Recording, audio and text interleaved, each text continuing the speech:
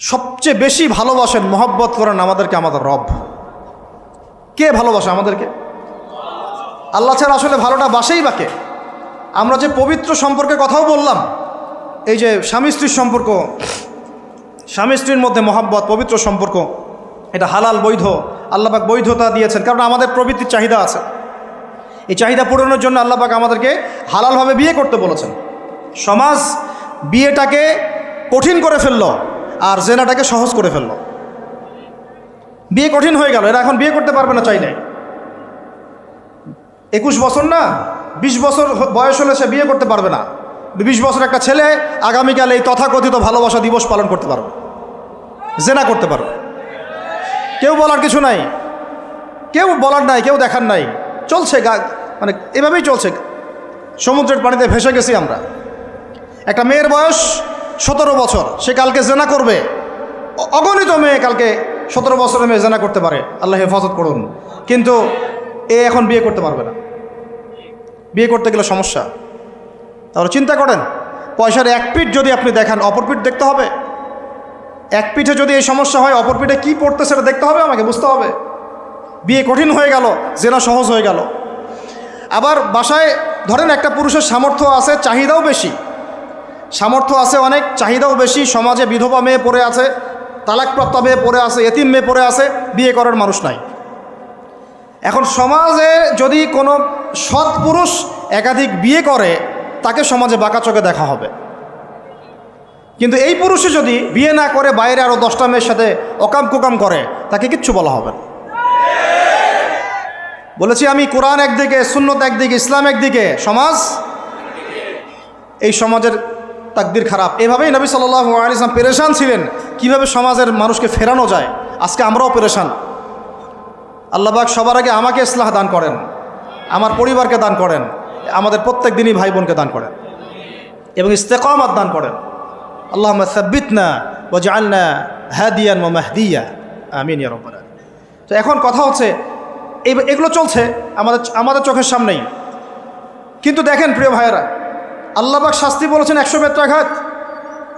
কেউ যদি আবার বিবাহিত হয়ে এই কাজ করে, জেনা করে, তাহলে তার শাস্তি কি বলেছেন? বলা হয়েছে কোমর পর্যন্ত মাটিতে পুঁতে ফেলে তাকে পাথর নিক্ষেপ করে হত্যা করতে হবে। এটা কোরআন এবং হাদিসের শাস্তি। আর আমরা কি করছি দেখেন। আমি 2টা হাদিস বলি আপনাদেরকে, শোনেন, ইয়াংরা শোনেন। এই 2টা হাদিস আজকে ভুলবেন না।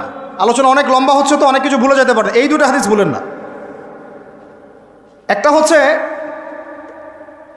3 জন ব্যক্তি একবার একটা গুহায় আটকা পড়ছে। 3 জন বন্ধু বা ভাই, তার একটা গুহার মধ্যে আটকা পড়ে গেছে। ঝড় হচ্ছে, গুহার মুখটা বন্ধ হয়ে গেছে পাথর দিয়ে, বের হওয়ার কোনো জায়গা নাই। এখানে নিশ্চিত মৃত্যু, কোনো সুযোগই নাই বাঁচার। তারা অনেক চেষ্টা করে বের হতে পারলো না। শেষমেশ তারা বলছে যে আমাদের যদি কোনো নেক আমল থাকে, সে নেক আমলের ওসিলা করে আল্লাহর কাছে দোয়া করি, আল্লাহ চাইলে আজকে আমাদেরকে বাঁচাতে পারে। একজন বলছে, আল্লাহ, আমার মা ছিল, পিতামাতা ছিল, তো মাকে আমি দুধ পান না করি আমার সন্তানদেরকে কখনো খাওয়াতাম না। একদিন গিয়ে দেখি যে মা ঘুমিয়ে গেছে, আমার বাচ্চারা কান্নাকাটি করছে, তবু আমি আমার বাচ্চাকে কান্না অবস্থায় রেখেছি, মাকে খাওয়াই নাই, ওদেরকে খাওয়াই নাই। আগে মাকে খাওয়াইছে, তারপর ওদেরকে খাওয়াইছে। আজকে ঘরে ঘরে মাদের সাথে কি আচরণ দেখেন, কি একটা অবস্থা দেখেন সমাজে, কি প্রজন্ম তৈরি করেছেন। মারা এখন বৃদ্ধাশ্রমে চলে যাচ্ছে, শিক্ষিত মা, তাই না? মায়ের পায়ের নিচে আপনার জান্নাত। আর এটাও একটা ব্যাপার যে মায়েরা আবার হাজরা আলাইহিস সালামের মতো হবেন না, যে মায়েরা সারা আলাইহিস সালামের মতো হবেন না, আয়েশা খাদিজা রাদিয়াল্লাহু আনহুমা তাদের মতো হবেন না, তো আপনাদের গর্ভ থেকে তো এর চেয়ে ভালো সন্তান আশা করা যায় না। সমস্যা সব দিকেই আছে না? তো ও এই দোয়া করার সাথে সাথে একটু সরে গেল, আল্লাহর পক্ষ থেকে এই পাথরটা একটু সরে গেল, সুবহানাল্লাহ। কিন্তু বের হওয়ার জন্য এনাফ না। এরপরে আরেকজন দোয়া করছে যে আল্লাহ, আমার একজন কর্মচারী ছিল, টাকা পাইতো আমার কাছে কিছু, তো সে একদিন বেতন না নিয়ে চলে গেছে। টাকাটা দিয়ে আমি কিছু পশু কিনেছি, মানে গবাদি পশু। এই গবাদি পশু 2টা থেকে 4টা, 4টা থেকে 8টা হতে হতে অনেকগুলো হয়েছে। একদিন অনেক দিন পর সে আসছে, এসে বলছে আমার টাকা দাও। সে বলছে যে এই সবগুলো পশু তোমার, নিয়ে যাও। তুমি কি ইয়ারকি ফাজলামি করতেছো আমার সাথে? আমার টাকা আমাকে দাও। না, ইয়ারকি ফাজলামি করতেছি না। এটা তোমার টাকা দিয়ে কেনা ছিল, সবগুলো বংশবৃদ্ধি হতে হতে আজকে এই অবস্থা হচ্ছে। তো আল্লাহ তোমার সন্তুষ্টির জন্য যদি এই কাজ করে থাকি, আল্লাহ আজকে আমাকে এই বিপদ থেকে বাঁচাও। পাহাড়ের মুখ থেকে পাথরটা একটু সরে গেল, বের হওয়ার জন্য যথেষ্ট না। তৃতীয় ব্যক্তি, আমি এইটাই বলতে যাচ্ছিলাম, ইয়াংরা শোনেন ভালো করে। তৃতীয় ব্যক্তি সেজদায় পড়ে আল্লাহকে বলছে, হাত তুলে আল্লাহকে বলছে, আল্লাহ আমার একজন খুব সুন্দরী চাচাতো বোন ছিল, কাজিন, আমি তাকে পাইতে চাইতাম। বুঝেন না, পাইতে চাইতাম মানে কি? তাকে পেতে চাইতাম, অফার করতাম, সে রাজি হয় না হয় না হয় না। একদিন সে বলল যে 100 স্বর্ণমুদ্রা দিতে পারলে আমি রাজি, 100 স্বর্ণমুদ্রা দিতে পারলে আমি রাজি। এখন তো এদেরকে স্বর্ণমুদ্রাও দেওয়া লাগে না, এমনিই রাজি নাকি? জেনা করার জন্য কি এমনিই রাজি, খালি একটু। আসলে সত্যি কথা বলতে কি, একটা মেয়ে যদি চায় যে আমি আমার ইজ্জত ধরে রাখবো, কোনো ছেলের ক্ষমতা নাই সেই ইজ্জত নষ্ট করে। এটাই সত্য কথা। আমার স্ত্রী এই কথাটা খুব জোরালোভাবে আমাকে বলে, আমি যখন রাস্তায় হাঁটবো, আমি যদি চাই তাহলে কোনো ছেলে আমার কাছে ঘেঁষতে পারবে না, আমি সুযোগ দিলে তখন ঘেঁষতে পারবে। একটা মেয়ে যদি চায় যে একটা ছেলে আমার সাথে ইটিস পিটিস করুক, সে ছেলে করবেই করবে। একটা মেয়ে যদি চায় যে একটা ছেলে আমার পর্যন্ত আসতে পারবে না, আমি আমার ব্যক্তিত্ব গায়রত বজায় রাখবো, আমি ডিস্টেন্স মেনটেন করবো, আমি কোনো সুযোগ দিব না, ছেলে সুযোগ পাবে না কখনো। এত সহজ না। সর্বোচ্চ তখন কি করতে পারে, ধরে 10 জন মিলে ধরে ওকে জোর করে তার সাথে কিছু করতে পারে। ওরকম কিছু করলে তো আল্লাহর গজব নেমে আসবে। ওই যে সারা আলাইহিস সালামকে তুলে নিয়ে গিয়েছিলেন একটা বাচ্চা, মনে নেই আপনাদের? সারা আলাইহিস সালামকে একটা বাচ্চা এরকম উঠাই নিয়ে আসছে। আর সারা আলাইহিস সালাম সবচেয়ে সুন্দরী মেয়েদের একজন ছিলেন পৃথিবীর ইতিহাসে, ইব্রাহিম আলাইহিস সালামের স্ত্রী। তখন তিনি হাত বাড়াচ্ছে তার দিকে ধরার জন্যে, আর সারা আলাইহিস সালাম তখন বলছে, দাঁড়ান, আমাকে 2 রাকাত নামাজ পড়তে দেন। 2 রাকাত নামাজ পড়ে তিনি আল্লাহর কাছে হাত তুলে বলেন, আল্লাহ তুমি জানো আমি আমার সতীত্ব, আমার ইজ্জত, আমার সম্মান আমার স্বামী ছাড়া আর কারোর সামনে কখনো প্রদর্শন করি নাই। আজকে এই জালেমের হাত থেকে আল্লাহ তুমি আমাকে বাঁচাও। ওই দিকে ইব্রাহিম আলাইহিস সালামও নামাজে দাঁড়িয়ে গেছে। ওই জালেম বাচ্চা যখনই হাত বাড়ায়, হাত অবশ হয়ে যায়, মাথা ঘুরে পড়ে যায়। 3বার 4বার চেষ্টা করেছে, তারপর পারে নাই। শেষে বলেছে, তোমরা আমার কাছে কাকে নিয়ে আসছো, নিয়ে যাও এটা আমার সামনে থেকে। পরে উল্টা হাজারা আলাইহিস সালামকে হাদিয়া সহ দিয়ে পাঠিয়ে দিচ্ছে। একটা মেয়ে চাইলে তার ইজ্জত সম্মান এভাবে রক্ষা করতে পারে। তোমরা জেনায় ছেলেরা লিপ্ত করেছে, কারণ তোমরা চেয়েছো বলেই করতে পারছো। তুমি ফিতনা না ছড়াতা, তুমি বেহায়ের মতো বাইরে বের না হতা, তুমি তোমার চুল খোলা না রাখতা, তুমি তোমার পোশাক ঠিক রাখতা, তোমার কথা ঠিক রাখতা, তোমার কথার মধ্যে শক্তি রাখতা, মিষ্টি মিষ্টি প্রলোভন দিতা না, বাইকের পিছনে বসতা না, চটপটি ফুচকা খাইতা না, এখানে ওখানে আড্ডা মারতা না, কোনো ছেলে তোমার কাছে আসতে পারতো না। তোমরা এই কাজ করেছো, ছেলে আসতে পেরেছে। আপনারা তো কিছু হইলে ছেলেদেরকেই দোষ দেন। ছেলেরা তো এমনি আকর্ষিত হবেই। আমি একজন ছেলে হিসেবে বলতেছি এটা না তো বিষয়টা। একটা ছেলের ফিতরত এটা, যে তার কাছে সবচেয়ে সুন্দর মনে হবে একটা মেয়েকে। এটা একটা ছেলের ফিতরত, স্বভাব ধর্ম, এটা চুম্বকের মতো আকর্ষণ করবে।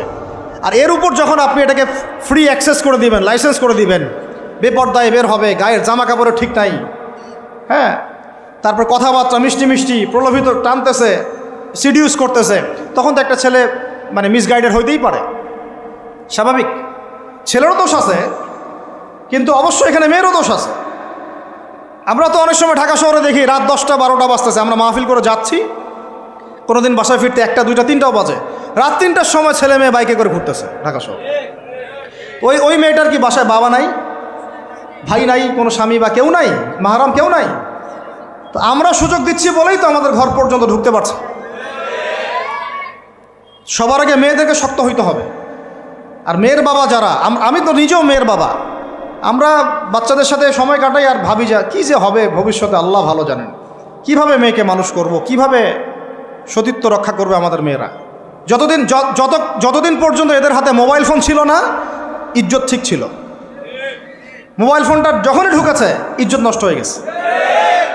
বহু মেয়ের আমি এরকম জানি, বলতে চাচ্ছি না। যাই হোক, ওই জায়গায় আসেন, ওই ছেলেটা তখন 100 স্বর্ণমুদ্রা অর্জন করেছে, কষ্ট করে আর্ন করেছে। যে আপনাদেরকে বলে যে নিজের পায়ে দাঁড়াও, তারপরে তোমার সাথে রাজি।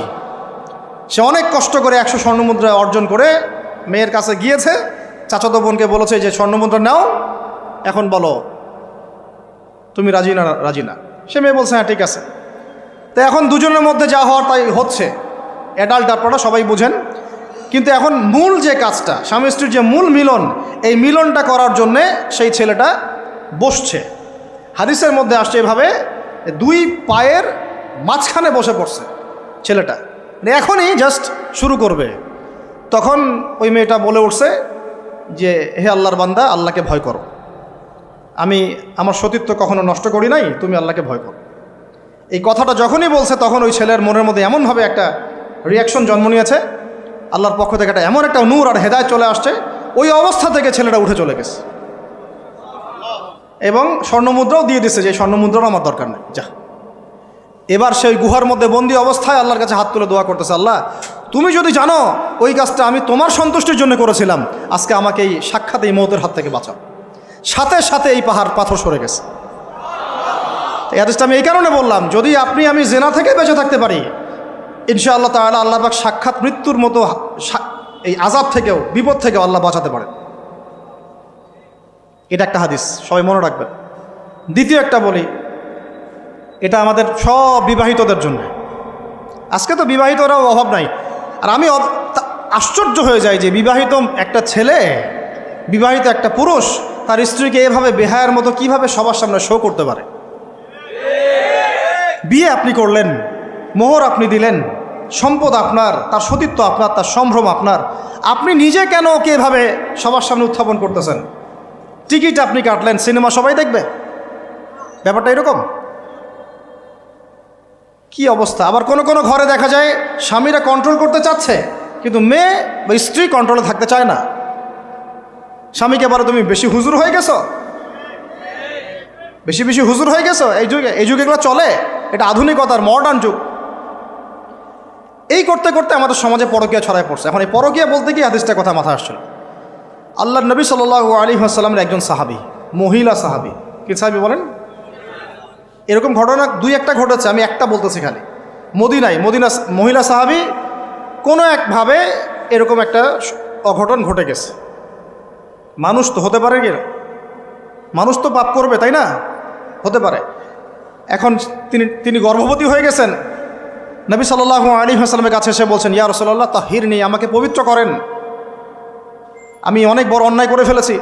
নবী সাল্লাল্লাহু আলাইহি ওয়াসাল্লাম মুখ ঘুরিয়ে নেন, মুখ ঘুরিয়ে নিয়ে বলেন যে বাসায় যাও, তওবা করো, আল্লাহ মাফ করে দিবে। নবীজি শুনতে চাচ্ছেন না, কারণ শুনলে কোর্টে মামলা আসলে তো বিচার করতে হবে। তিনি বলছেন যে বাসায় যাও, বাসায় যা আল্লাহর কাছে ইস্তেগফার করো, আল্লাহ মাফ করে দিবেন। আবার এদিক দিয়ে ঘুরে আস, ইয়া রাসূলুল্লাহ আমাকে পবিত্র করেন, আমি অন্যায় করে ফেলেছি। এভাবে কয়েক দফার পরে নবীজি বলছেন, তুমি কি অন্যায় করেছো? এমন কোনো কাজ কি তুমি করেছো? সুরমা দানিতে সুরমা নেয়ার সময় আমরা যেভাবে নেই, এরকম কোনো কাজ কি তুমি করেছো? মানে উনি শব্দটা উচ্চারণ করলেন না মুখ দিয়ে, একটা এক্সাম্পল মিসাল দিয়ে বুঝালেন, তুমি কি এরকম কোনো কাজ করেছো? অ্যাডাল্ট্রি কোনো কাজ করেছো? তো তিনি বলছেন, হ্যাঁ আমি গর্ভবতী হয়েছি। নবী সাল্লাল্লাহু আলাইহি ওয়াসাল্লাম আমার বিচার করে দেন। তিনি বলছেন যে বাসায় যাও, আগে সন্তান জন্ম দাও, তারপরে দেখা যাবে। সন্তান জন্ম হলো, সেই মহিলা আবার এসেছেন, সাহাবী, ইয়া রাসূলুল্লাহ আমার বিচার করে দেন। বলছেন সন্তান জন্ম হয়েছে, হ্যাঁ। এখন সন্তান কি করে? দুধ পান করে। দুধ পান করাও, 2 বছর দুধ পান করাও, তারপরে বিচার করে দেব। 2 বছর দুধ পান করা শেষ, সন্তান এখন শক্ত খাবার খেতে পারে। কোলে করে সন্তানকে নিয়ে আসছেন। নবী সাল্লাল্লাহু আলাইহি ওয়াসাল্লামকে বলছেন যে ইয়া রাসূলুল্লাহ, এই যে আমার বাচ্চা দেখেন খেতে পারে, এখন একে আমার বিচার করে দেন। দেখেন তাদের পরকালের কনসেপ্টটা কেমন ছিল, তাদের পরকালের চেতনা কেমন ছিল। এবার নবী সাল্লাল্লাহু আলাইহি ওয়াসাল্লাম বলেন, তোমাদের মধ্যে কে আছো এই বাচ্চার দায়িত্ব নিতে পারো? একজন আনসারী সাহাবী বলছেন, আমি। বাচ্চা তার কোলে দিলেন, দিয়ে বলেন এই তাকে নিয়ে যাও, নিয়ে গিয়ে অমুক জায়গায় নিয়ে তাকে রজম করো। কি করো? রজম মানে কি ভাই? কোমর পর্যন্ত মাটিতে গেঁথে দিয়ে পাথর নিক্ষেপ করে, এই রজম করতে গিয়ে তার গা থেকে রক্ত ফিনকি বের হয়ে কোনো একজন সাহাবীর, সম্ভবত খালিদ ইবনে ওয়ালিদ রাদিয়াল্লাহু আনহুর জুব্বার মধ্যে গিয়ে লেগেছে। তখন তিনি কিছুটা তাচ্ছিল্যের স্বরে একটা বাক্য প্রয়োগ করেছেন যে ছি, এটা কেমন হলো? হ্যাঁ, মানে কিছু বলেন নাই, জাস্ট একটা রিয়াকশন দিয়েছেন যে এত। নবী সাল্লাল্লাহু আলাইহি ওয়াসাল্লাম এই কথাটাই বলতে চাচ্ছি আমি, তিনি বলেছেন, হে হে খালিদ, তুমি থামো, তুমি তাকে এভাবে করো না, আন্ডারস্টিমেট করো না। এই নারী এই অপরাধ করার পরে যে পরিমাণ ইস্তেগফার করেছে, আল্লাহর কাছে তওবা করেছে, তার একার তওবা যদি মদিনাবাসীর মধ্যে ভাগ করে দেওয়া হয় তাও কম হবে। এই ঘটনা একটা ঘটেছে, আরেকজন সাহাবীর সাথে ওই ঘটনা ঘটেছে, পুরুষ সাহাবী। নবীজি বলেছেন, তোমরা তাকে তাচ্ছিল্য করো না, কারণ আমি দেখছি সে এখন জান্নাতে সাঁতার কাটতেছে। আর আমরা এই যে পরকিয়া, দেখেন পরকিয়া করলে, পরকিয়ার মাধ্যমে কেউ যদি ব্যভিচার করে ফেলে, নাউজুবিল্লাহ আউযুবিল্লাহ, তাহলে এই পৃথিবীতে বাঁচার অধিকারটা সে হারায় ফেলে। পৃথিবীতে কি হয়? বাঁচার অধিকারটা সে হারায় ফেলে। ঠিক কেউ করে এই পৃথিবীতে বাঁচার অধিকারটা সে হারায় ফেলে। নবীজি স্ট্রেট বলেছেন, ফাকতুলুল ফাইলা ওয়াল মাফউলা বিহি, যে করবে যার সাথে করা হবে দুটাকেই ফেলো। কেউ যদি ধর্ষণ করে বাঁচার অধিকারটা হারায় ফেলে। কিছু পাপ আছে যেগুলো করলে তওবা ইস্তেগফার করা যায়, আল্লাহ হয়তো মাফও করে দিবেন, কিন্তু পৃথিবীতে বাঁচার অধিকারটা মানুষ হারায় ফেলে। এইটাকে আমরা এইভাবে প্রমোট করতেছি এখন। কে কে এগুলো নিয়ে মানে ফিকির করে এখন? মনে করে যে এটা তো আধুনিকতা। অনেকে ওয়াইফ, একটা শব্দ আছে ওয়াইফ সুইপিং, একজনের ওয়াইফকে আরেকজনকে দিবে, ওর ওয়াইফকে সে নিবে, রাত কাটাবে, নাউজুবিল্লাহ। এটা পশ্চিমা সভ্যতা থেকে আসতেছে, জানেন। চোখ কান খোলা রাখেন, আমরা নিজেরা অনেক ধার্মিক সাজার চেষ্টা করতেছি, কিন্তু সমাজটা নষ্ট হয়ে যাচ্ছে। এটাকে সংস্কার করার দায়িত্ব আমাদের। এর উপরে তো আবার বাণিজ্য আছে, মানে এটা তো বাণিজ্যিক একটা প্ল্যাটফর্ম হয়ে গেল। যত বেশি পারো বাণিজ্য করো। এটা উপলক্ষে অমুক ছাড়, এইটা উপলক্ষে তমুক, এইটা উপলক্ষে অমুক নাটক, এটা উপলক্ষে অমুক গান, এই উপলক্ষে অমুক সিরিয়াল, এই উপলক্ষে অমুক টেলিফিল্ম। এই যে বাণিজ্য, এগুলো কিন্তু কর্পোরেট জগতে যারা থাকে, এই কর্পোরেট সেকশনে মানুষের একটা বাণিজ্য, একটা দিবসকে কেন্দ্র করে বিশাল একটা বাণিজ্য করে আপনার ঈমান আমল কোথায় যায় যাক, ওর পকেটে টাকা আসলেই হইল। আল্লাহ রাব্বুল আলামিন আমাদের সবাইকে এই চলমান জাহেলিয়াতগুলোর বাস্তবতা বোঝার তৌফিক দান করে। অনেক কথা ভাই, বলতে গেলে অনেক কথা, আর একদিনের কথা বলবো। আমরা দোয়া করি আল্লাহ পাক কক্সবাজার এলাকায় এমন একটা দিনের মার্কাজ আমাদেরকে করার তৌফিক দান করেন, যেখান থেকে ইনশাআল্লাহ দিনের আলো পুরা কক্সবাজার সহ পাহাড়ি পার্বত্য এলাকা ছড়িয়ে পড়বে ইনশাআল্লাহ। সমাজ সংস্কার না করতে পারলে আমরা বাঁচতে পারবো না। আপনাদের মধ্যে যাদের সামর্থ্য আছে, কেউ জমি দিয়ে হলে সাহায্য করেন, কারো যদি সামর্থ্য থাকে অর্থ দিয়ে হেল্প করেন, কারো বুদ্ধি আছে বুদ্ধি দিয়ে, পরামর্শ দিয়ে সহযোগিতা করেন। দিনের স্বার্থে, আল্লাহর জন্যে, তার রাসূলের দিনকে টিকিয়ে রাখার স্বার্থে, সমাজের জাহিলিয়াতগুলো দূর করার স্বার্থে দিনই মার্কাজগুলো প্রতিষ্ঠা করার কোনো বিকল্প নাই। অযথা একদিনের মাহফিল দিয়ে আমি আসলাম চলে গেলাম, 1 বছর আপনার সাথে আমার দেখা নাই, দিয়ে আপনি সমাজ সংস্কার করতে পারবেন না। এভাবে দিন কায়েম হয় না।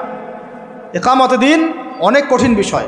প্রত্যেক দিন প্রত্যেক রাতের মেহনতের উপর দাঁড়ায় থাকবে ইনশাআল্লাহ। আল্লাহ পাক আমাদেরকে এই বেহায়া দিবসকে বর্জন করার তৌফিক দান করুন।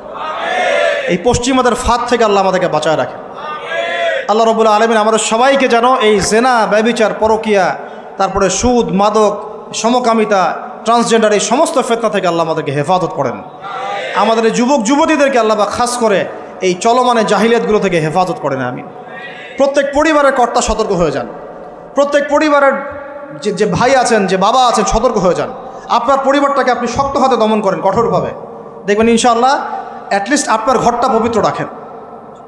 সবাই যার যার পরিবারের দায়িত্ব নেই, ইনশাআল্লাহ দেখবেন সমাজ ঠিক হয়ে গেছে। ইনশাআল্লাহ আমার স্ত্রীকে আমি এইসব করতে দিব না, ওর ক্ষমতা আছে করবে, করলে ওকে আমি তালাক দিয়ে রেখে দেব, শেষ, সোজা কথা। ও আমরা এইভাবেই কথা বলি বাসায়, এক কথায় চলবা, এক কথায় উঠবে, এক কথায় বসবা, দ্বিতীয় কথা যেন বলতে না হয়। একদিন একটা ইস্যু নিয়ে মানে ঝগড়া তুল কালাম হয়ে গেল। আমি রাগ কন্ট্রোল করতে পারলাম না। বলছিলাম যে হাত মোজা ভালো করে পড়তে। হাত কথা বলার সময় দেখেন, যদি আমি হাতে ভাবে উঁচু করি দেখা যায় এতটুকু।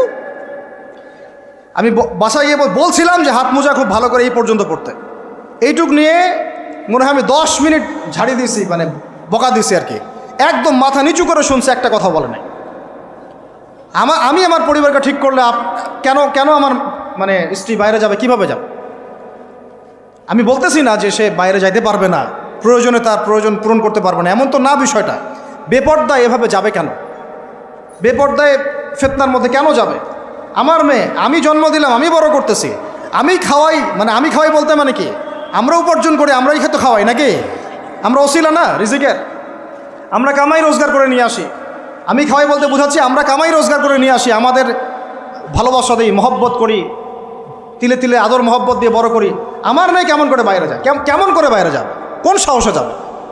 আমি বাবা হয়ে বেঁচে থাকতেও কীভাবে যাইতে পারে? গেলে ওকে একদম খাওয়ার বন্ধ করে দিবেন। আমার ছেলে বালেগ হয়েছে, নামাজে যাবে না কেন?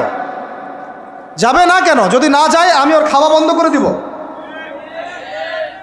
শাসন করতে হবে সবসময়, কিন্তু মিষ্টি কথা চিরা ভিজে না। আল্লাহ পাক কোরআনের মধ্যে হেদায়েত দিতে উৎসাহিত করেছেন, এখানেই আবার আইনগুলো নাজিল করেছেন। মানে সবসময় মানুষকে দাওয়াত দিয়ে বুঝিয়ে সুঝিয়ে কাজ হয় না, মাঝে মাঝে পিটানো লাগে, লাগে না? শাসন লাগে না? লাগে। তো আমরা যদি আমাদের পরিবারের মেয়েদেরকে নিয়ন্ত্রণ করতে পারি, ছেলেদেরকে নিয়ন্ত্রণ করতে পারি, দেখবেন আস্তে আস্তে ইনশাআল্লাহ এটা কমে গেছে। আর যদি এভাবেই গা ছাড়া দিয়ে দেন, আমি বলেছি বেশি দিন লাগবে না, আর 10টা বছর পরে নাউজুবিল্লাহ আমরা আশ্রয় চাই আল্লাহর কাছে, এমনটা যেন না হয়। দেখবেন যে এটা এমন হারে বেড়ে গেছে যে ঘরে ঘরে সমকামিতা ঢুকে যাইতে পারে। নাউজুবিল্লাহ। এই তাদাত, এই সংখ্যা দিন দিন বাড়তেছে। আপনাদের শহরে, আপনাদের এই অনেক এই যে এখানে আমি অনেক মাহফিল করেছি, অনেকেই আমাকে চিরকুট দিয়েছিলেন যে ভাই এখানে বেড়ে যাচ্ছে, এই বিষয়ে কিছু বললেন। চিন্তা করেন, ভিতরে ভিতরে এগুলো চলতেছে, হোটেলে হোটেলে চলতেছে। আপনারা ভালো মানুষে যে বসে থাকলে হবে না। এত ভালো মানুষ হতে আল্লাহ পাক বলেন নাই। আল্লাহ পাক বলেছেন সৎ কাজে আদেশ করো, অসৎ কাজে কি করো? নিষেধ করো। এবং আপনি আপনার জায়গায় আল্লাহ বিরোধী কোনো কিছুকে প্রশ্রয় দিবেন না। ব্যাস, সরকার কোথায় যায় যাক, প্রশাসন কি করে করুক, ওটা আমার দেখার দরকার নেই। আমি আমার জায়গা থেকে আল্লাহ এবং রাসূলের বিরুদ্ধে কোনো কাজ করব না। সিম্পল। এই যে ইতিহাসটা ওরা জানতো না, এই সেন্ট ভ্যালেন্টাইন্সের ইতিহাসটা বলো, ওরা কি জানে? এই যে কত সালে এটা বাংলাদেশে আসছে, ওরা আসলে জানে? কে নিয়ে আসলো? দেখেন, ওটা বললামই, ওটা আনার পরে জেনা, ব্যভিচার, ফ্রি মিক্সিং, বাণিজ্য সব বেড়ে গেল। এটাকে কেন্দ্র করে কর্পোরেটরা এখন বাণিজ্য করতেছে। শুধুমাত্র এই দিবসে শুনেন, আর এগুলো বলতে চাইনি, আমি বলতে বাধ্য হচ্ছি, শুধুমাত্র এই দিবসে কোটি কোটি টাকা বিক্রি হয়, জানেন? এটা শুধু কয়েকটা কান্ট্রির পরিসংখ্যান। সারা বিশ্বের পরিসংখ্যান দিলে তো আপনার চোখ কপালে উঠে যাবে। কি হচ্ছে আর কি হচ্ছে না। যেখানে আল্লাহ রাব্বুল আলামিন বলছেন চোখ নিচু করো, কাছেও যেও না, ওটা তো কোরআনে পড়ে থাকলোই, ওটাকে লঙ্ঘন করে জেনা হচ্ছে, ব্যভিচার হচ্ছে, অবৈধ সম্পর্ক হচ্ছে, প্রচুর ধর্ষণ হবে কালকে। আর ধর্ষণ হলে আমি বলবো শুধু ছেলেটা দায়ী না, মেয়েরাও দায়ী আছে। তোমাকে মাহরাম ছাড়া কে বের হইতে বলছে? মাহরাম ছাড়া একটা মেয়ের হজ ফরজ না। মনে করেন আপনার ঘরে একজন মহিলা আছেন যার মাহরাম নাই, তার উপর হজই ফরজ হয় নাই। তো মাহরাম ছাড়া যার হজই ফরজ হয় না, তাকে মাহরাম ছাড়া এভাবে হোটেলে একটা ছেলের সাথে বাইকে যেতে কে বলছে? বলেন। মাহরাম ছাড়া একটা মেয়ের সফর জায়েজ নাই, হজও জায়েজ নাই, হজ করার দরকারই নাই, সে ঘরে থাকবে, ওইটাই তার জন্য বেশি গুরুত্বপূর্ণ, ওটাই হুকুম আল্লাহ পাকের। আর সে মাহরাম ছাড়া এইভাবে এখানে ওখানে ঘুরে বেড়াবে, ছেলের সাথে আড্ডাবাজি করবে, টাঙ্কি মারবে, চটপটি ফুচকা খাবে, এরপর 4-5টা ছেলে মিলে ওকে ধর্ষণ করে দিলে সব দোষ ওই ছেলের উপর আসবে? আমার তো মন চায় যে প্রথমে আগে এই মেয়েগুলোকে শায়েস্তা করি। হ্যাঁ, ছেলেগুলোকে তো করবোই, আগে মেয়েগুলোকে করি। শুধুমাত্র ওয়াজ নসিহত করে কাজ হবে না, সবাইকে কঠোর হতে হবে। আপনি আমাকে বলেন তো দেখি, আপনার মেয়ে কোনো একটা ছেলের সাথে অবৈধ সম্পর্ক করেছে, আপনি কি এটা মেনে নেবেন? আপনারা যে কেউ হন, এখানে অনেক প্রশাসনের ভাই আছেন আমি জানি, ঊর্ধ্বতন কর্মকর্তাও আছে এখানে আমি জানি, এখানে আমার লেকচার রেকর্ড হচ্ছে এটা আমি জানি। আপনি আমাকে বলেন বা আপনার সিনিয়রদেরকে বলান এই কথাগুলো মেসেজ পৌঁছান, তাদের ঘরে যদি তাদের মেয়ে কোনো ছেলের সাথে অবৈধ সম্পর্ক করে তারা কি মেনে নিবে? তাদের মেয়েকে যদি কেউ ধর্ষণ করে তারা কি মেনে নিবে? আপনার ছেলেটা যদি সমকামী হয় আপনি কি মেনে নেবেন? আপনার বাসায় যদি কালকে একটা ছেলে এসে বলে যে আপনার মেয়ে এসে বলে যে বাবা আমি ওকে ভালোবাসি, ওর সাথে বিয়ে করার আগে আমি যৌন সম্পর্ক করে ফেলছি, আপনি কি মেনে নেবেন? আপনি যদি জানতে পারেন কালকে আপনার মেয়ে গর্ভবতী হয়ে গেছে, আপনি কি মেনে নেবেন? আপনি যদি জানেন কালকে আপনার ছেলে আপনাকে এসে বলছে বাবা আমি একটা ছেলেকে নিয়ে আসছি, ও ছেলেটা আসলে বাইরে ছেলে, ভিতরে মেয়ে, তাই আমরা বিয়ে করে ফেলছি, আপনি কি মেনে নেবেন? তো এটা নবী সাল্লাল্লাহু আলাইহি ওয়াসাল্লামের ফিলোসফি ছিল। একজন সাহাবী এসে বলেছিলেন, ইয়া রাসূলুল্লাহ, আমি ইসলামের সব মানতে প্রস্তুত আছি, খালি আমাকে জিনা করার অনুমতি দেন। নাউযুবিল্লাহ। সাহাবীরা রাগ হয়ে গেছেন, এই কার সাথে কি কথা বলো, বেয়াদবি করতে। নবী সাল্লাল্লাহু আলাইহি ওয়াসাল্লাম বললেন, দাঁড়াও, তাকে ছাড়ো, আমি বুঝাচ্ছি। নবীজি তখন বললেন, দেখো, তুমি যে প্রস্তাবটা আমাকে দিলা, ইসলামের সব তোমার ভালো লাগে, কিন্তু জেনা করতে চাচ্ছ, তো এখন বলো তো দেখি, তোমার মায়ের সাথে কেউ যদি এমন করে তুমি কি রাজি হবা? সে বলছে না। তোমার খালার সাথে করলে না, তোমার বোনের সাথে না, তোমার স্ত্রীর সাথে না। তাহলে যেটা তুমি অন্যের ক্ষেত্রে চাচ্ছ না, পছন্দ করো না, সেটা কেন তুমি তোমার ক্ষেত্রে চাচ্ছ? এভাবে চিন্তা করলে আমাদের আর কথা বলার দরকার আছে? আল্লাহ পাক আমাদের সবাইকে কথাগুলো বোঝার তৌফিক দান করে। এখন শেষ করে দিচ্ছি এই পয়েন্ট থেকে। দেখেন, আমাদেরকে সবচেয়ে ভালোবাসেন আমাদের রব আল্লাহ। সত্যিকারের ভালোবাসার ডেফিনেশনটা হচ্ছে যে আপনি নিঃস্বার্থভাবে কাউকে ভালোবাসেন। আমাদের আশপাশে যারা আছে, যারা হালাল, ইভেন হালাল, আমার মা, আমার বোন, আমার বাবা, আমার স্ত্রী, আমার ছেলে, আমার মেয়ে, এদেরও যদি কখনো স্বার্থে আঘাত পড়ে, দেখবেন সেও আপনার পাশ থেকে সরে যাচ্ছে। এমন হয় নাই কখনো? আপনার বন্ধু, আপনার ব্যবসার পার্টনার, আপনার বস, আপনার কলিগ, ওদের স্বার্থে আঘাত হলে ওরাও সরে যাচ্ছে পাশ থেকে, জিগরি দোষ সরে গেল পাশ থেকে, হয় না এমন? ভালোবাসা দুই প্রকার। বলেন কয় প্রকার? আমার সাথে বলেন, এখানে শেষ করে দিব 10টা মিনিট। ভালোবাসা কয় প্রকার? একটা হচ্ছে নিঃস্বার্থ ভালোবাসা। কি স্বার্থ? কোনো স্বার্থ নাই, নিঃস্বার্থভাবে ভালোবাসা। একটা হচ্ছে কোনো না কোনো স্বার্থ জড়িত আছে এমন ভালোবাসা।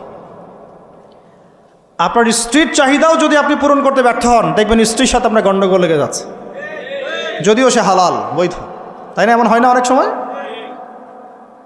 আমি তো অনেক দিন বলেছি, অনেক দিন আগেও বলেছি, 5 বছর 6 বছর আগে, যে মানুষ আসলেই মানুষের অবস্থানকে মূল্যায়ন করে।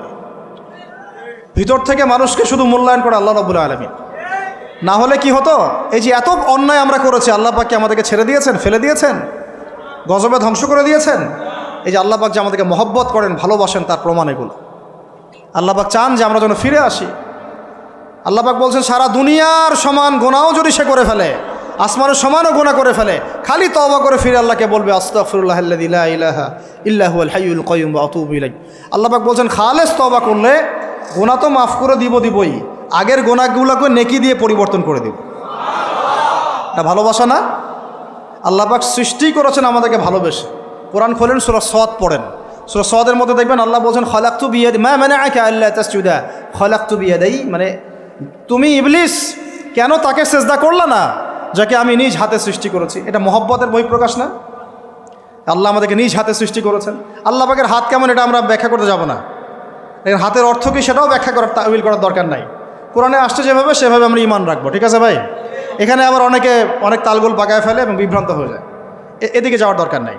এখানে বোঝানো হচ্ছে আল্লাহ রাব্বুল আলামিন আমাদেরকে মহব্বত করে সৃষ্টি করেছে। এই পুরো সৃষ্টি জগৎটাই তো আল্লাহর মহব্বতের বহিঃপ্রকাশ। সব কিছু এত নিপুণভাবে চলতেছে, এটা মহব্বতের বহিঃপ্রকাশ না? আমি আপনাদেরকে নিয়ে যদি কোনোদিন কক্সবাজারের সৈকতে তারা দেখাতে পারতাম, তাহলে আমি বুঝাইতে পারতাম আপনাদেরকে যে এই মহাবিশ্বটা ঠিকই আছে কীভাবে। তারার মধ্যে একটা গাণিতিক ক্যালকুলেশন আছে যেটা সবাই জানে না। যারা একটু অ্যাস্ট্রোনমি নিয়ে পড়াশোনা করেছে তারা জানে। আপনার মানে মাথার বিবেকই উল্টায় যাবে যে এত সূক্ষ্মভাবে কিভাবে আল্লাহ রাব্বুল আলামিন এই মহাবিশ্ব সৃষ্টি করলেন। এক চুল এদিক ওদিক হলে পুরো বিশ্ব কায়নাত ধ্বংস হয়ে যাইত। এটা কি আল্লাহ পাকের মহব্বতের বহিঃপ্রকাশ না? আল্লাহ পাক তো বরং বলেছেন পুরো সৃষ্টি পরিবারটাই আল্লাহর পরিবারের অন্তর্ভুক্ত। সুবহানাল্লাহ। এমনকি আল্লাহ পাক আমাদেরকে বলেছেন, তোমরা জমিনবাসীর সবার উপর রহম করো। ইরহামু মান ফিল আরদ ইয়ারহামুকুম মান ফিস সামা। তোমরা সবার উপর রহম করো, দয়া করো। দয়া, রহম, এটা তো মহব্বতের একটা অংশ। তোমরা সবার উপর দয়া করো, রহম করো, মহব্বত করো। এটা কি হবে? তাহলে আল্লাহ পাক আসমানে যিনি আছেন, আল্লাহ পাক তোমাদের উপর রহম করবে ইনশাআল্লাহ। তা আমরা সেই মহান সত্তার ভালোবাসার থেকে বের হয়ে হারাম এই যৌন ভালোবাসার দিকে যাওয়ার চেষ্টা করেছি। আসলে এটা ভালোবাসা না, যৌনতা, এর দিকে যাওয়ার জন্য এইসব করছি। আল্লাহ পাক আমাদেরকে মাফ করে যেন হেদায়েত দান করেন। আল্লাহ পাক কত ভালোবাসেন এটা নিয়ে বলতে গেলে আজকে রাত শেষ হবে। দেখেন, আল্লাহ রাব্বুল আলামিন আদম আলাইহিস সালামকে সৃষ্টি করেছেন, করে সমস্ত নাম শিক্ষা দিয়েছে। নাম মানে হলো ইলম। নাম মানে কি? ভালো না বাসলে আল্লাহ পাক কাউকে সবচেয়ে সেরা কিছু দান করেন? সূরা ৩ আল্লাহ পাক কি বলেছেন? ওয়া তিন ওয়াজ জাইতুন, এগুলো শপথ করে, লাকাদ খালাকনাল ইনসানা ফি আহসানি তাকওয়িম, মানুষকে সবচেয়ে শ্রেষ্ঠ কাঠামো আল্লাহ পাক দিয়েছে, দেন নাই? তো কাউকে যদি মহব্বত না করা হয়, তাকে আপনি সবচেয়ে সেরাটা কি দিতে পারবেন? আল্লাহ পাক আমাদেরকে মহব্বত করেন, ভালোবাসেন, এবং আল্লাহ চান আমরাও যেন তাকে মহব্বত করি, তাকে ভালোবাসি। এবং আমরা যদি কাউকে ভালোবাসি, আল্লাহর জন্য ভালোবাসবো। কাউকে ঘৃণা করি, আল্লাহর জন্য ঘৃণা করব। মহব্বতও আল্লাহর জন্যে, ঘৃণাও কার জন্যে? আল্লাহর জন্য। আল্লাহ পাক সমস্ত এলেম শিক্ষা দিলেন, এটা কি ভালোবাসার বহিঃপ্রকাশ না? নূহ আলাইহিস সালামের কওম দীর্ঘদিন আল্লাহর কথা শোনে না, আল্লাহ পাক সবর করলেন, ধৈর্য ধরলেন, গজব দিলেন না, শেষ পর্যায়ে গিয়ে আযাব দিয়েছেন। এই যে আল্লাহ পাক সুযোগ দেন, সময় দেন, এটাকে আল্লাহ পাকের ভালোবাসা, দয়া না? এরকম প্রত্যেকটা কওমের ক্ষেত্রে হয়েছে। আমি তো ফিল করলাম এই ভালোবাসা নিয়ে ঘাটাঘাটি করতে গিয়ে, যে আসলে আল্লাহ পাক যে আমাদেরকে সবচেয়ে বেশি মহব্বত করেন, তার সবচেয়ে বড় নিদর্শন কি জানেন? আমাদের কাছে আল্লাহ রাব্বুল আলামিন আল কোরআনের মতো কিতাব নাজিল করেছেন, আর আমাদেরকে আল্লাহ পাক নবী মুহাম্মদ সাল্লাল্লাহু আলাইহি ওয়াসাল্লামের উম্মত বানাইছেন। আল্লাহ পাক যে নবী মুহাম্মদ সাল্লাল্লাহু আলাইহি ওয়াসাল্লামকে এই দুনিয়াতে পাঠিয়েছেন না, এটাই সবচেয়ে বড় মহব্বত, সবচেয়ে বড় রহমত। কারণ তার সুন্নতে এমন কিছু নাই যেটা আপনি খুঁজে পাবেন না। আর তিনি আমাদেরকে যে মহব্বত করতেন, মুহাম্মদ সাল্লাল্লাহু আলাইহি ওয়াসাল্লাম আমাদেরকে যে মহব্বত করতেন, তিনি আমাদেরকে বলতেন যে আমরা তার ভাই। আমরা তার কি ভাই? মানে কি মায়ের পেটের ভাই? এটা বোঝানো হয় নাই। একটা হাদিসে তিনি বলেছেন আমি তো পিতৃতুল্য, তার মানে কি সত্যি সত্যি বাবা সন্তানের সম্পর্ক? রুহানি পিতা। তিনি কি ইমাম নন? তিনি ইমাম, তিনি নেতা, তিনি আমাদের শিক্ষক, তিনি নবী।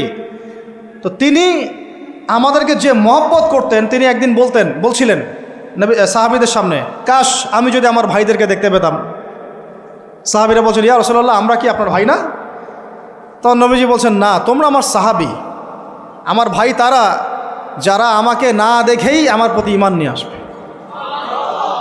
প্রত্যেক নবীকে আল্লাহ পাক একটা দোয়া করার চান্স দিয়েছে। কয়টা ভাই? এমন একটা দোয়া যেটা করলে আল্লাহ পাক কবুল করবেনই করবেন। করলে আল্লাহ পাক কি করবেন? অবশ্যই কবুল করবেন। নবী সাল্লাল্লাহু আলাইহি ওয়াসাল্লাম বলছেন যে সমস্ত নবী এই দোয়াটা পৃথিবীতে করে ফেলেছে। তো আমি এই দোয়াটাকে মুলতবি রেখেছি যে কাল কিয়ামতের মাঠে আমি আমার উম্মতের জন্য সুপারিশ করব ইনশাআল্লাহ। এবং নবী সাল্লাল্লাহু আলাইহি ওয়াসাল্লামের সুপারিশে বহু কবিরা গুনাহগার মুসলমান যারা জাহান্নামের ফয়সালা হয়ে গেছে, তাদেরকে আল্লাহ পাক কিছুটা শাস্তি ভোগ করালে হলেও আবার জান্নাতে নিয়ে আসবেন ইনশাআল্লাহ। তো তিনি আমাদেরকে মহব্বত করেন না? করতেন না? চিন্তা করে তাহলে আমরা তার দিনকে কি মহব্বত করলাম, আমরা তার হুকুম হাকামের বিধিবিধান সুন্নতে কি মহব্বত করলাম, চিন্তা করেন। একটা হাদিসে নবীজি স্পষ্ট করে বলছেন এটা আমাদের জন্য একটা কষ্টি পাথর। এটা একটা কি কষ্টি পাথর। তিনি বলছেন, লা ইউমিনু আহাদুকুম, তোমাদের মধ্যে কেউ মুমিন হইতে পারবে না। কি হইতে পারবে না? মানে প্রকৃত মুমিন হইতেই পারবে না তোমরা। হে আমার উম্মত, তোমাদের মধ্যে কেউ প্রকৃত মুমিন হইতেই পারবে না যতক্ষণ না হাত্তা আকুনা আহাব্বা ইলাইহি মিন ওয়ালিদিহি ওয়ালাদিহি ওয়ান নাসি আজমাইন, যতক্ষণ না আমি মুহাম্মদ সাল্লাল্লাহু আলাইহি ওয়াসাল্লাম তোমাদের কাছে নিজের কি সন্তান, নিজের বাবা মা এবং সমস্ত মানব জাতির থেকে বেশি প্রিয় না হচ্ছে। হাদিসটা আবার বলি, নবীজি বলছেন কেউ ততক্ষণ পর্যন্ত প্রকৃত মুমিন হতে পারবে না যতক্ষণ না আমি মুহাম্মদ সাল্লাল্লাহু আলাইহি ওয়াসাল্লাম তার কাছে তার সন্তান, তার পিতা, এমনকি সমস্ত মানব জাতি থেকে বেশি প্রিয় না হচ্ছে। আর আমরা যারা আগামীকালকে এইটার প্রিপারেশন নিয়েছি, আসলে কি আমাদের কাছে নবী প্রিয় বেশি না আমাদের দুনিয়ার স্বার্থ বেশি প্রিয়? যারা এগুলো করবে তাদের কাছে কি সত্যি নবী প্রিয়? তাহলে তারা করতে পারতো না। যদি নবী আমাদের কাছে সবচেয়ে বেশি প্রিয় না হয়, আমরা মুমিন হতে পারছি না। আর যাদের কাছে নবী প্রিয় তারা কখনো এমন হারাম কাজে যেতে পারবে না। যারা যাচ্ছে তারা কখনোই নবীকে ভালোবাসে না, কোশ্চিনকালেও না। শোনেন, উমর রাদিয়াল্লাহু আনহুর নাম শুনেন নাই? বললে অনেক কথা ভাই, অনেক কথা, কোনটা রেখে কোনটা বলি। উমর রাদিয়াল্লাহু আনহু একদিন এসে বলছেন খলিফাতুল মুসলিমিন, মুসলিমদের তিনি খলিফা। জান্নাতের সুসংবাদপ্রাপ্ত 10 জন সাহাবীর একজন। জান্নাতের সার্টিফিকেট পেয়েছেন পৃথিবীতে কয়জন সাহাবী? একটা হাদিসে একসাথে 10 জন, ওই 10 জনের অন্যতম একজন, যিনি এমন শাসন ব্যবস্থা পৃথিবীতে প্রতিষ্ঠা করেছিলেন যার মতো মিসাল এখন পর্যন্ত পৃথিবীতে আর দেখা যায় নাই। একটা হাদিসে আসছে, যে রাস্তা দিয়ে ওমর হাঁটে ওই রাস্তা দিয়ে শয়তান হাঁটে না। কি বুঝলেন? শয়তান যদি দেখে ওই যে ওমর, ও আর ওই যাবে না ওই রাস্তার মধ্যে। এই হচ্ছে ওমর ইবনুল খাত্তাব। আমার পরে কোনো নবী নাই, নবীজি বলছেন আমার পরে কোনো নবী নাই, লা নবিয়্যা বা'দি, আমার পরে কোনো নবী নাই। যদি হতো তাহলে ওমর হতো, যদি হতো তাহলে ওমর হতো। অন্য একটা হাদিসে আসছে, আমার পরে কোনো